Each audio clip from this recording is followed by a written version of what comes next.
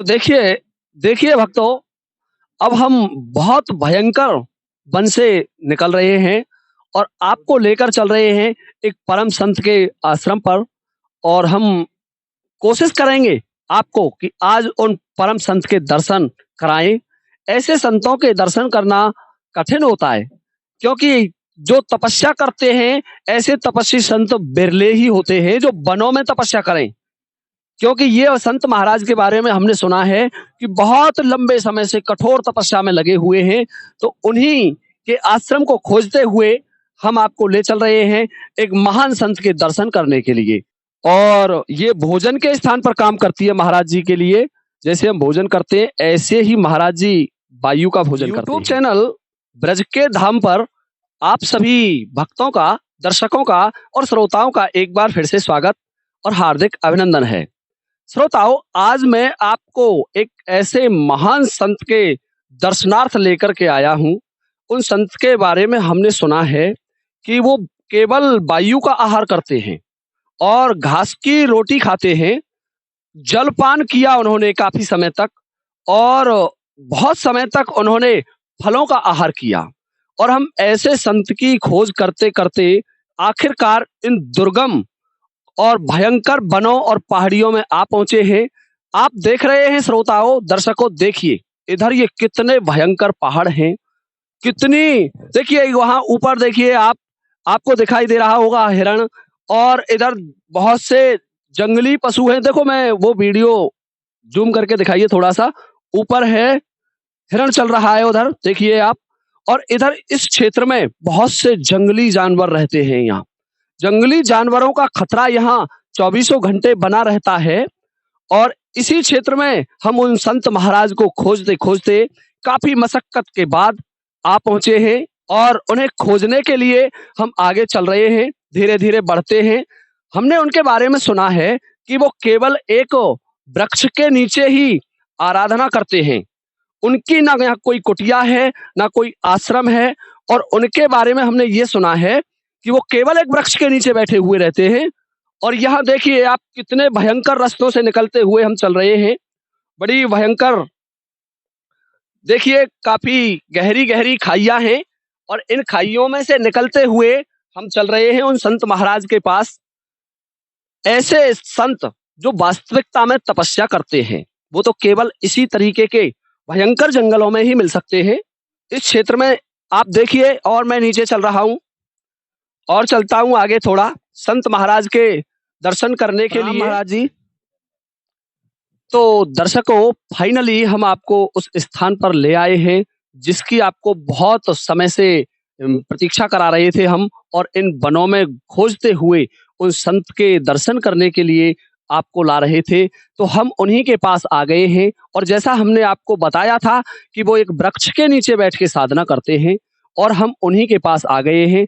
हमने उन संत महात्मा के बारे में सुना है कि वो केवल घास की रोटी खाई थी उन्होंने बहुत समय तक, जलपान किया था, भोजन छोड़ दिया था, और वायु का भोजन किया था बहुत लंबे समय तक, और फलों का आहार करके आराधना की थी, तपस्या की थी। तो हम उन्हीं परम संत के पास बैठे हुए हैं और उनसे आशीर्वाद ग्रहण कर रहे हैं। और उनसे हम थोड़ा पूछना चाहेंगे। प्रणाम महाराज जी।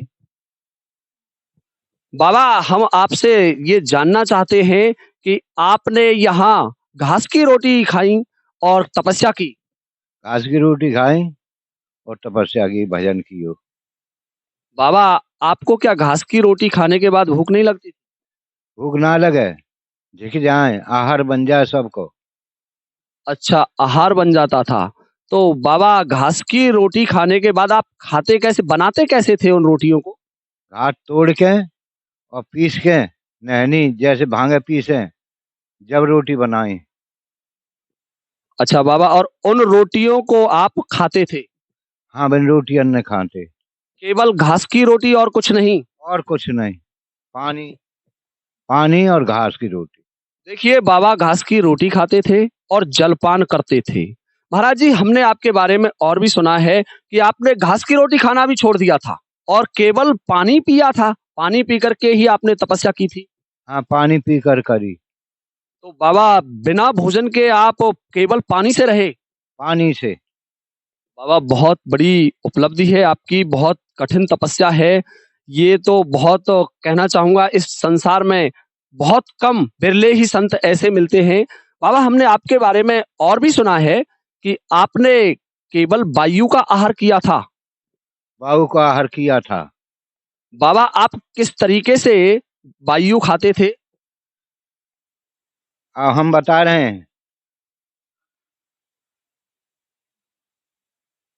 देखिए अब बाबा वायु का आहार कर रहे हैं और बाबा इस तरीके से आप देख सकते हैं योग साधना है ये हर कोई नहीं कर सकता, ये क्रिया है, योग की क्रिया है और इसी क्रिया से योग किया जाता है। बाबा वायु का आहार आपके सामने अभी किया। प्रभु एक बात और पूछना चाहूँगा मैं आपसे कि आप वायु का आहार कितने टाइम करते थे? सुबह शाम। जैसे हम भोजन करते हैं केवल उसी तरीके से? हाँ, उसी तरीके से जैसे तुम भोजन करें। अच्छा 2 समय। बाबा प्रातः काल कितने समय लगभग कितने बजे के आसपास भोजन करते थे वायु का? हवन करके 8 बजे। 8 बजे प्रातः काल भोजन करते थे बाबा वायु का। बाबा शाम के वक़्त जब शाम होता था तो कितने वक़्त आप भोजन किया यानी वायु खाते थे कितने बजे के आसपास? शाम को 4 बजे जैसे भोजन करें। जैसे हम 4 बजे भोजन करते हैं और उसी तरीके से बाबा 2 समय वायु का आहार करते थे। बाबा से मैं एक बार निवेदन करूँगा और आशीर्वाद लेना चाहूँगा कि महाराज एक बार वायु का आहार करके हमारे दर्शकों को और बताएँ।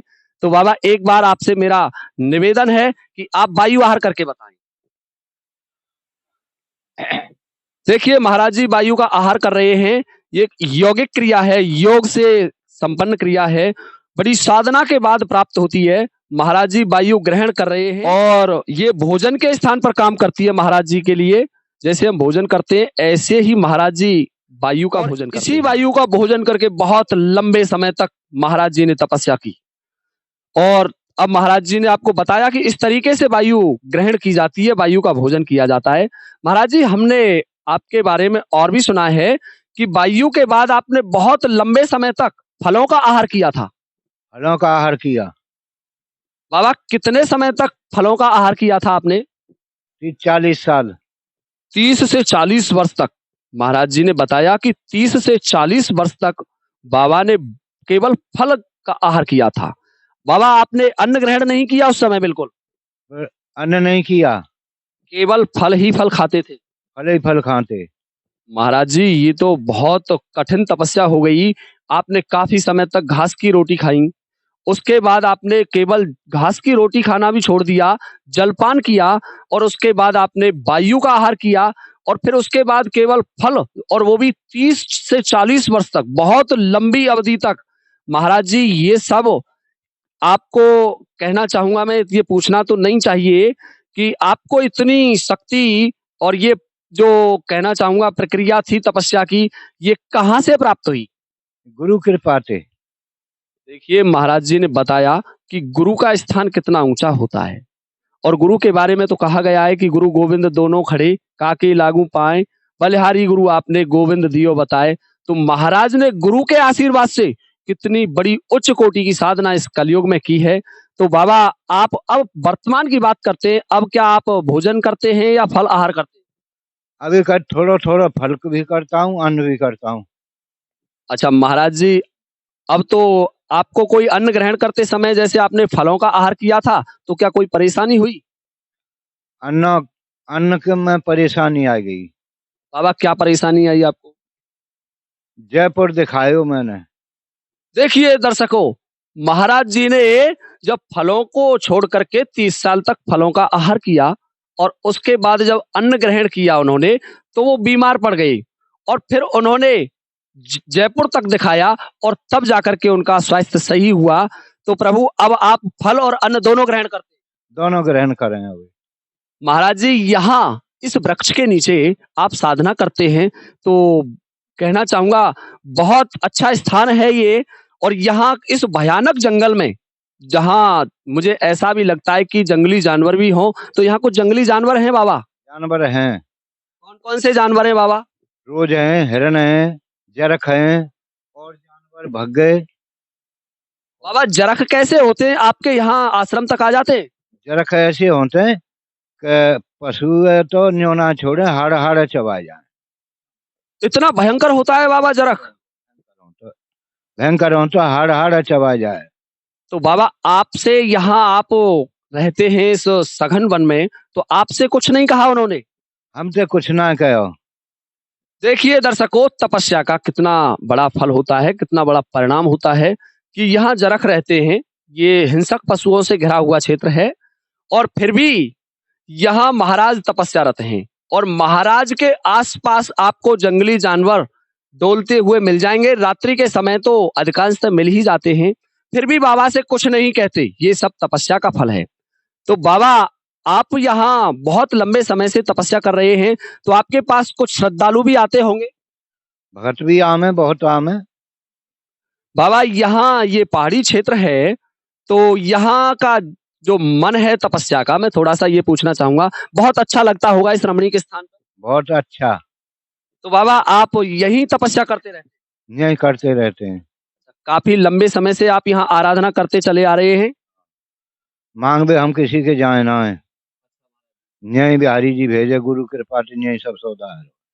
देखिए बाबा तपस्या करते हैं, जब इतने बड़े तपस्वी हैं और उन्होंने बताया कि वो घास की रोटी खा करके तपस्या की, जलपान करके तपस्या की और वायु ग्रहण करके तपस्या की और केवल फल आहार करके तपस्या की, तो बाबा किसी के पास नहीं जाते, आज तक किसी के पास मांगने नहीं गए। यही उनके भक्त आ जाते हैं और जो सेवा बनती है बाबा की सेवा करके यहाँ से चले जाते हैं। बाबा रात्रि को आपके पास कोई रुकता है क्या यहाँ? कोई रुक जाए कभी कभी। और अधिकांश से आप अकेले रहते हैं? बाहर को तो रुक जाए, गांव को और पास को कोई नहीं रुकता है। अच्छा, यहाँ आसपास के क्षेत्र के रहने वाले जो श्रद्धालु आते हैं, भक्त आते हैं, वो रात्रि को नहीं ठहरते? रात्रि को नहीं, सब चले जाए। कोई बाहर को आ जाए ना, बाहर को आ जाए वो डट सके। अच्छा, बाहर का आपके पास ठहर जाता है। तो बाबा आप यहीं तपस्या करते रहते हैं और बहुत अच्छी साधना होती है बाबा की यहाँ। देखिए दर्शकों, थोड़ा सा मैं दिखाना चाहूंगा आपको कि इधर हनुमान जी विराजमान हैं महाराज जी के पीछे। यहाँ महाराज जी तपस्यारत रहते हैं और यहाँ इसी वृक्ष के नीचे आप देखिए, वृक्ष के नीचे बैठे रहते हैं। यही तपस्या का स्थान है बाबा का। और इधर आप देख सकते हैं जो पहाड़ी क्षेत्र है, हम अभी खोजते हुए आए थे महाराज को, वही स्थान, वही पहाड़ी क्षेत्र है। और इस पहाड़ के रास्ते हम यहाँ आना बड़ा कठिन है, बड़ा दुर्गम मार्ग है। वनों से घूमते हुए बाबा के पास आए और हमने ऐसे महान संत के आपको दर्शन कराए।